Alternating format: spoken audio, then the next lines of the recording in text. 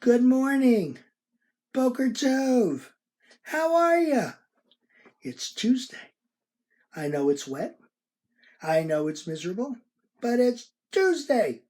And that means it's Torah Tuesday. Yay! Plus, this week it's Sukkot. Cool stuff. That's what we're going to talk about today is Sukkot. The holiday of Sukkot. It's a week after Yom Kippur, which is 8 days after Rosh Hashanah, which is 7 days after. Yeah, okay. You get it. It's important, okay? And we're going to talk about why it's important. But first, the reason you're looking at me on recorded, not live, is because it's Sukkot. And I have to be somewhere. Talking to you right now, I have to be somewhere for Sukkot, and since it's the first 2 days, it's Shabbat rules, which means I can't live stream from there. Yes, I'll explain that too. Okay? Okay. Now that I've done all those disclaimers and all that other stuff, let's talk about Sukkot. Okay? Chag Sameach Sukkot. Okay, have a happy Sukkot. Sukkot is one of those holidays that is mentioned in the Torah. Leviticus 23. Leviticus 23 is the first time we hear about it. And we are told, what is it we are told? We should live in booths for 7 days in order that future generations may know that I made the Israelite people live in booths when I brought them out of the land of Egypt. I, the Lord your God, I am the Lord your God. So, a booth, what is it? It's a chuppah, kind of. But chuppahs are 4 poles and a top. Well, a sukkah is 4 poles, 3 walls, 3 closed walls, 1 open, and a semi-closed roof. Semi-closed because you put palm branches and stuff like that on top of it. But you don't want it to be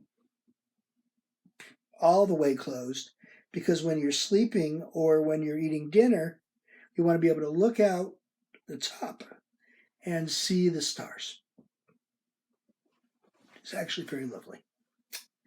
Okay, so what is Sukkot? Sukkot, of course, is the harvest, celebration of the harvest.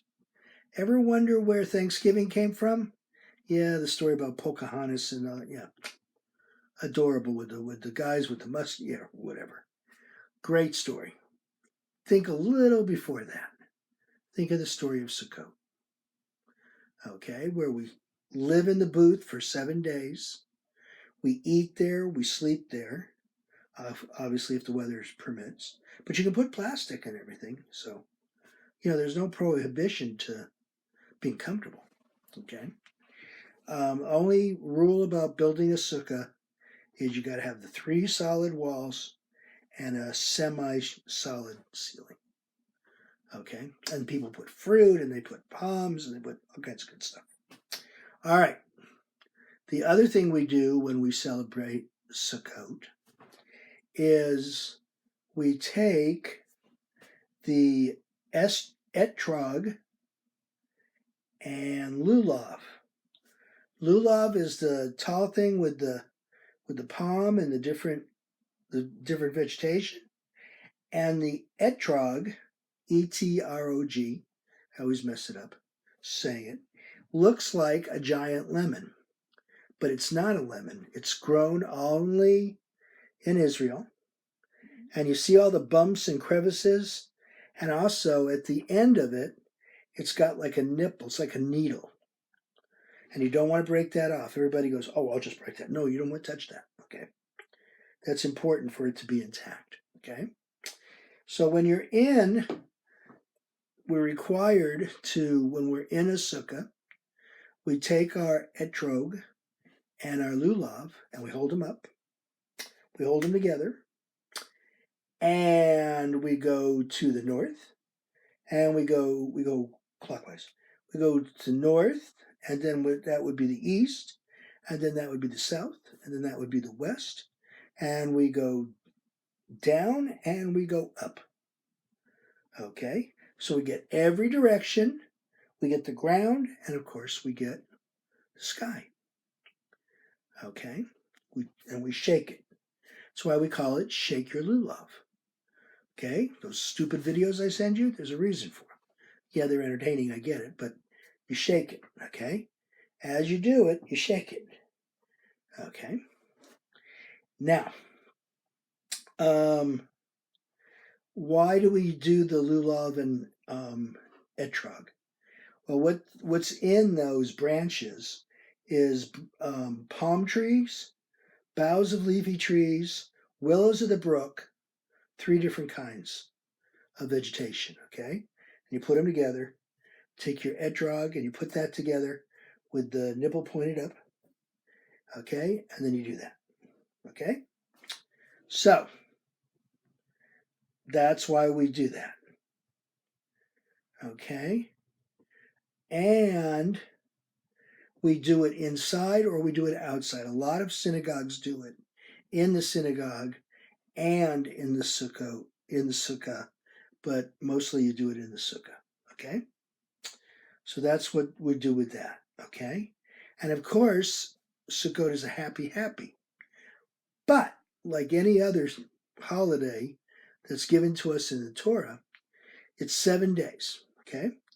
The first 2 days are Shabbat, Shomer Shabbos, which means you act like it's Shabbat, okay? That means to know driving, to know talking on your telephone, to know all that stuff, okay? And we have services.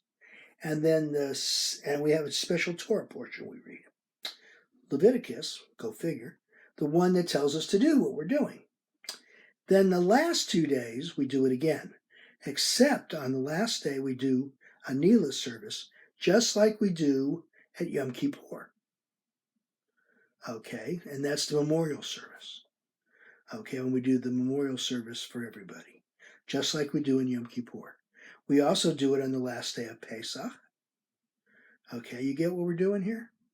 All 3 of these holidays we follow through. Okay, if they're that long. The first 2 days, last 2 days, and they're Shabbat Shomer Shabbos. Okay? So, I hope you have a better understanding of Sukkot, why we do it, and why I say Chag Sameach Sukkot. Okay? Why it's a happy, joy. And at the end of Sukkot is Simchat Torah.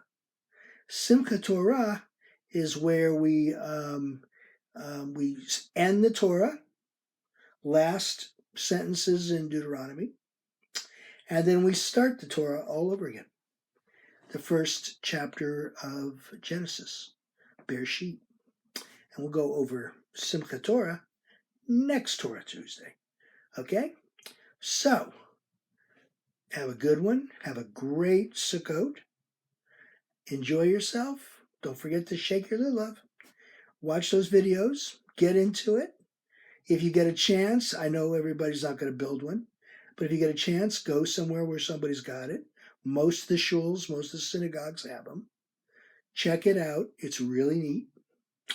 And I'll see you here next Tuesday for Torah Tuesday. Have a good week.